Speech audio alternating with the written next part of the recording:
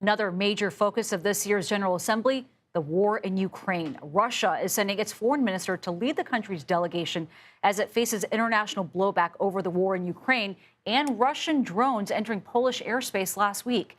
Ian Bremmer joins us now. He is the president and founder of the Eurasia Group and GZERO Media. Ian, thank you very much for being with us here tonight. How do you see Russia navigating this year's General Assembly?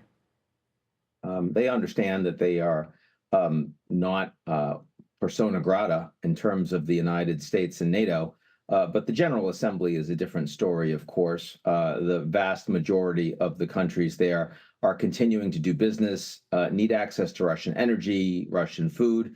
And frankly, even a country like the United States, despite all the bluster, continues to buy a lot of uranium as well as fertilizer from Russia. So the reality is they're in a much more comfortable position 3.5 years into this war in terms of the geopolitics than they were a year, 2 years ago.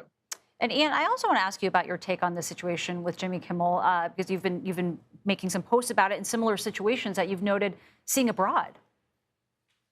Well, yes, of course. A big part of the challenge of what's happening in the United States right now is that it is seen as much less reliable by America's allies, by America's friends, America's partners. There's a lot of hedging going on. That's not only true in terms of the biggest thing that Trump has done, which is put these massive tariffs on that we haven't seen since the 1930s, but also in terms of America's willingness to stand by rule of law. Its support for freedom of speech, for individual liberties, for human rights, for the promotion of democracy. And most leaders that I talk to around the world that have trusted the United States feel like the U.S. increasingly does not stand for those things. So I do think that has a consequence. And when those leaders come to the United States, and this for many of them, it'll be the first time that a lot of these heads of state have actually been in the U.S. since they've seen a lot of these actions coming out of Washington, it will have an impact on them.